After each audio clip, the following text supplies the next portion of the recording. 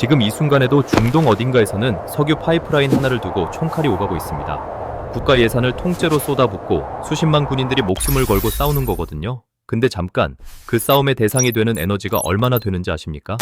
태양이 매초 우주로 쏟아내는 에너지 중 지구가 받는 양 고작 5억 분의 1입니다.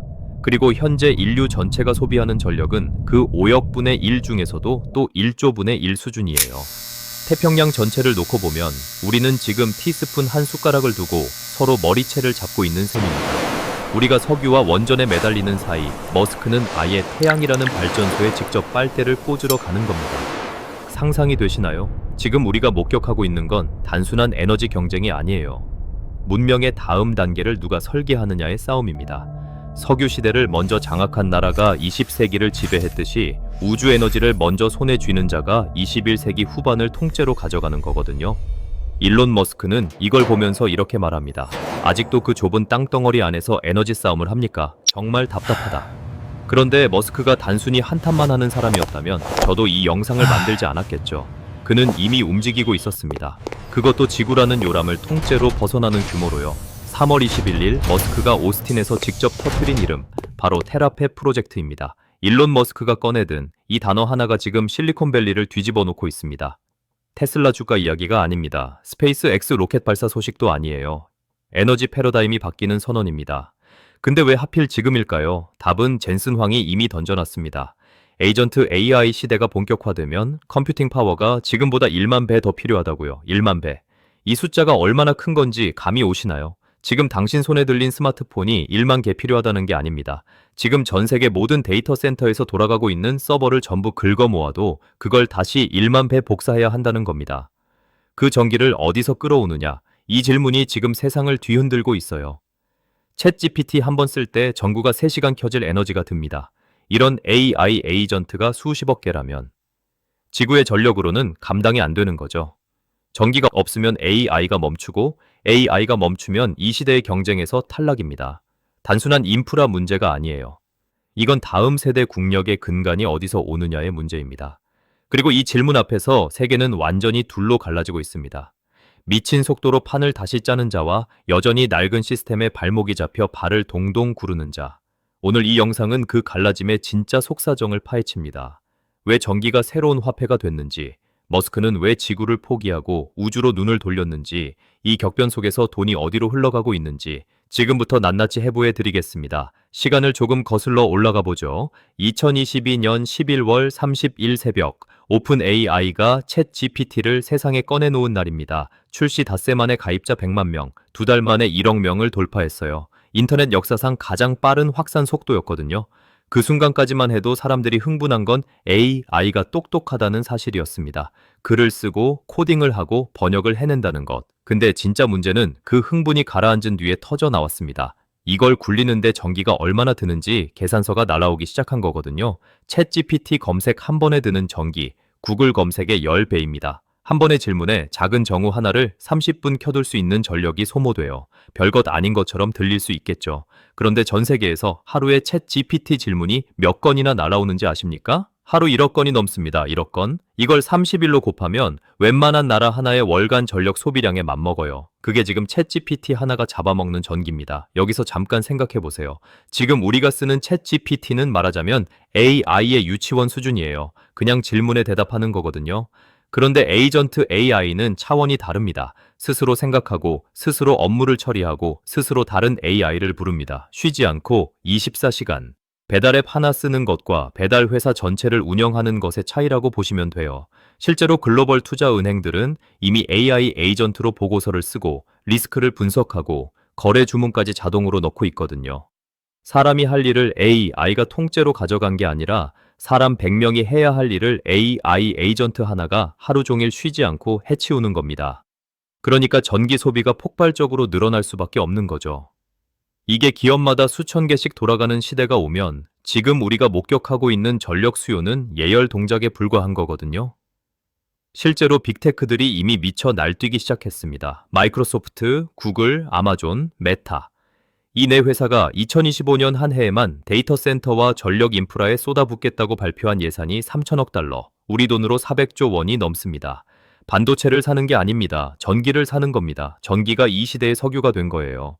국력의 척도가 GDP에서 기가와트 확보량으로 바뀌고 있다는 게 허풍이 아닌 거죠. 문제는 이 전기를 어디서 구하느냐입니다. 그리고 바로 이 지점에서 이 이야기가 갑자기 다른 방향으로 흘러가기 시작합니다. 중국이 지금 미친 듯이 원전을 짓는 이유, 간단합니다. AI가 먹어치우는 전기량이 감당이 안 되거든요. 그런데 머스크는 여기서 한 발 더 나갑니다. 땅 위에서 원전 지어봤자 규제와 환경 문제에 막힌다. 차라리 아무도 없는 우주로 가자는 거죠. 충격적이게도 이 전쟁에서 앞서가는 건 미국이 아닙니다. 중국입니다. 중국은 지금 해안가에만 원자력 발전소를 약 30개 짓고 있거든요. 이미 가동 중인 원전까지 합치면 세계 최대 규모의 건설 행진입니다. 미국은요, 지난 30년 동안 새로 지은 원전 0개입니다. 삽도 못 떴어요. 규제에 묶이고, 민원에 막히고, 환경 인허가에 발이 묶여서. 젠슨 황은 공개석상에서 직접 경고를 뱉어냈습니다. 자기 칩을 가장 많이 사주는 나라가 미국인데 그 미국이 에너지 때문에 AI 전쟁에서 질 수 있다고요. 엔비디아 수장이 자기 최대 고객 나라를 향해 패배를 경고한 겁니다. 사실 이건 표면에 드러난 갈등의 절반에 불과합니다. 진짜 문제는 따로 있어요. 지금 중국이 원전을 마구 짓는 건 단순히 국내 전력 수요 때문이 아닙니다. AI 인프라를 먼저 깔아두겠다는 전략입니다. 데이터 센터를 짓고 안정적인 전력을 연결하고 그 위에서 자국 AI를 굴리겠다는 계산이에요. 반도체 굴기에 이어 이번엔 에너지 굴기로 미국의 AI 패권을 정면으로 겨냥하고 있는 겁니다. 실제로 중국은 국가 주도로 AI 스타트업에 보조금을 뿌리고 데이터 센터 부지를 공짜에 가깝게 내주고 거기에 원전 전력을 직접 연결해주는 패키지를 이미 가동하고 있어요. 기업이 아니라 국가가 통째로 하나의 AI 인프라 회사처럼 움직이는 겁니다. 딥시크가 불과 몇 달 전에 전 세계를 충격에 빠뜨린 거 기억하시나요? 미국의 10분의 1 비용으로 GPT 4급 성능을 뽑아냈다고 해서 나스닥이 하루 만에 수백 조가 증발했죠? 그게 그냥 나온 게 아닙니다. 바로 이 국가 주도 AI 인프라의 결과물인 거거든요. 국가가 전기를 공급하고 부지를 주고 자금을 대면 기업은 기술에만 집중하면 됩니다. 그 구조 위에서 만들어진 게 딥시크예요. 이미 선전, 상하이, 베이징 외곽에는 데이터 센터 전용 국가 산업단지가 조성됐고 거기에 원전 송전선이 직접 연결되는 설계가 들어가 있습니다. 민간 기업이 수십조를 들여 10년 걸릴 일을 국가가 행정명령 하나로 5년 안에 끝내버리는 구조거든요. 이게 민주주의 국가 시스템과 경쟁할 때 중국이 가진 가장 치명적인 무기입니다. AI 시대의 승자를 가르는 기준이 GPU 숫자가 아니라 전력망 용량이 되는 세상에서 원전형 개인 나라와 30개짜리 나라가 맞붙으면 어떻게 됩니까? 이게 지금 실제로 벌어지고 있는 그림이에요. 여기서 머스크는 완전히 다른 차원의 해법을 꺼내 들었습니다. 기존 방식이 다 느리고 막혀 있다면 아예 게임판을 바꿔버리면 된다는 겁니다. 지구 안에서 전기를 두고 싸우지 말고 지구 밖으로 나가면 된다는 거예요. 테라페 프로젝트. 우주에 데이터 센터를 올리겠다는 구상입니다. 생각해보세요. 지구에서 원전 하나 짓는데 부지 선정부터 가동까지 최소 10년에서 15년 걸립니다. 그 사이에 AI는 몇 단계를 더 올라가 있을 거예요. 지상에 데이터 센터를 짓는 것도 마찬가지입니다. 땅 구하고 전기 끌어오고 냉각 시스템 깔고 인허가 받고 이 지루하고 느린 과정을 반복하고 있을 시간이 없다는 게 머스크의 판단입니다. 우주에서 태양광 발전 효율은 지상의 10배가 넘습니다. 대기도 없고 날씨도 없고 밤도 없으니까요. 24시간 365일 태양광을 빨아들일 수 있거든요. 공기가 없어서 냉각이 안 될 것 같지만 영하 270도의 우주 공간과 거대한 방사형 패널을 이용하면 지상의 데이터 센터처럼 수조 원의 전기료를 써가며 에어컨을 돌릴 필요가 없다는 계산입니다. 지상에서 데이터 센터 전체 전력의 40%를 냉각에 쏟아붓는다는 걸 생각해 보세요.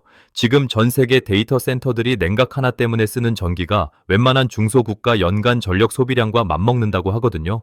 이게 얼마나 혁명적인 발상인지 느껴지시나요? 전기는 무한하고 냉각은 공짜고 규제는 없습니다. 중국도 미국 의회도 환경부도 우주에서 짓는 걸 막을 수 없어요. 이건 지정학적 에너지 전쟁을 통째로 우회하는 루트입니다. 머스크의 예측은 이겁니다. 이 시스템이 지상보다 더 저렴해지는데 고작 2년에서 3년밖에 안 걸린다는 거예요. 이 말이 허풍처럼 들리신다면 펠컨9 로켓이 처음 나왔을 때도 다들 그렇게 말했다는 걸 기억하시기 바랍니다. 그 로켓이 지금 우주 왕복선보다 100배 저렴하게 화물을 궤도에 올리고 있거든요. 스페이스X가 한번 움직이면 어떤 일이 벌어지는지 이미 세상이 두 눈으로 똑똑히 목격한 바 있습니다. 그리고 머스크는 지금 그 속도로 또 다른 판을 뒤집으려 하고 있어요. 그런데 이쯤에서 당연히 드는 의문이 하나 있겠죠. 우주 데이터 센터를 짓는다고 쳐도 거기에 들어갈 반도체는 어떻게 할 거냐는 겁니다. 바로 여기서 이 이야기의 핵심이 터져 나옵니다. 지금 전 세계가 만들어내는 반도체 총량이 인류에게 실제로 필요한 양의 고작 2% 수준입니다. 2%. 잠깐, 이 숫자가 무슨 의미인지 한번 생각해 보세요. 물이 2%밖에 없으면 극심한 가뭄이거든요. 식량이 2%밖에 없으면 기아 사태입니다. 지금 반도체는 그 수준의 공급 기아 상태에 있다는 거예요. 지구 전체가 반도체 빈혈에 걸려 쓰러지기 직전인 셈입니다. 머스크는 삼성, TSMC, 마이크론에 실제로 이렇게 요청했습니다. 제발 더 많이 만들어 달라. 우리가 다 사겠다고요. 세계 최고 부자가 반도체 회사들 앞에 손을 벌린 겁니다. AI 업계의 수요가 얼마나 폭발적인지를 가장 직접적으로 보여주는 장면이거든요. 그러면 이 반도체 기아 상태를 어떻게 해결할 것이냐? 머스크의 답은 지구 밖에서 만들면 된다는 겁니다. 달을 보죠. 지구에서 로켓을 쏘려면 지구 중력을 뚫어야 합니다. 초속 11km, 탈출 속도를 달성해야 하니까 엄청난 연료가 필요해요.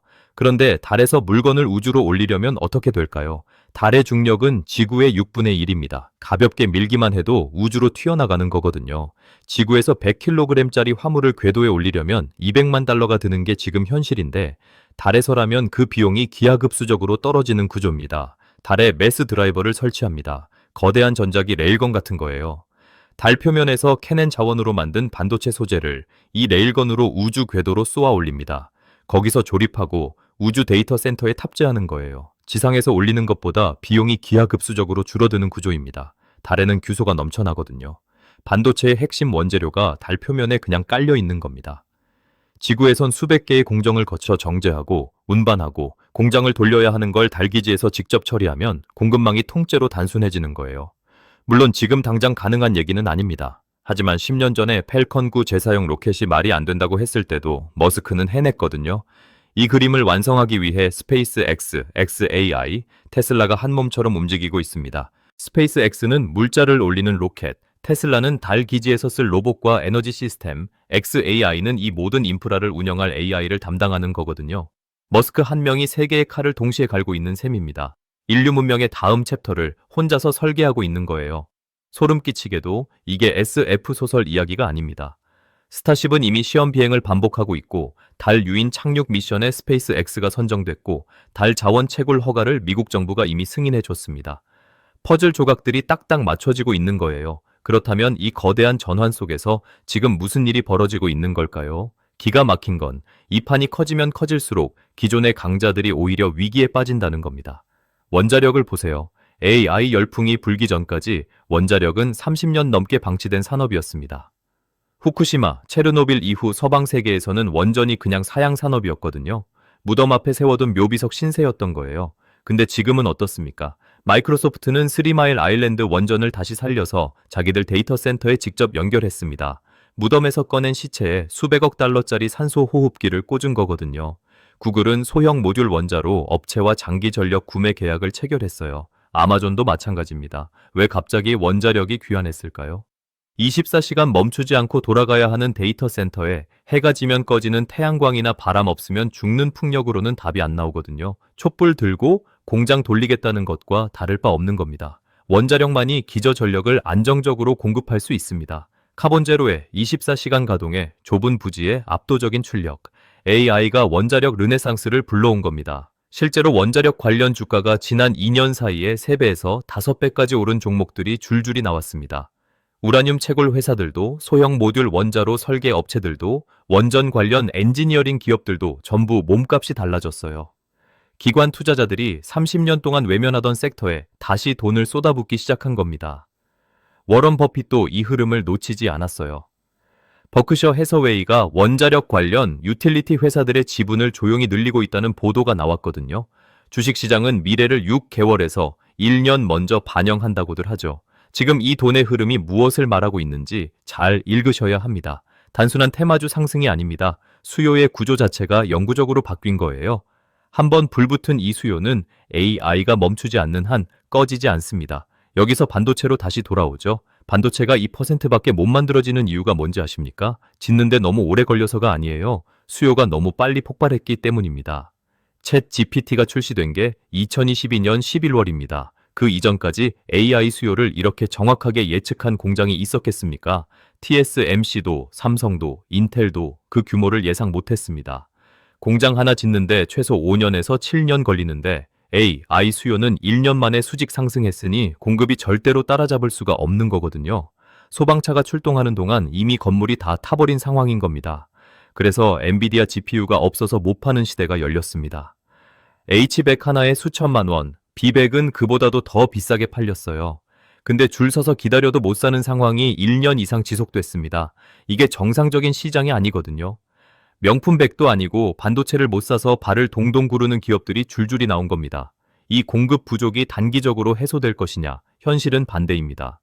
젠슨 황이 예고한 에이전트 AI가 본격화되면 지금 GPU 수요는 웜업에 불과했다는 걸 알게 될 거예요. 각 기업마다 AI 에이전트를 수천 개 돌리는 시대가 오면 지금의 반도체 공장 수로는 택도 없거든요.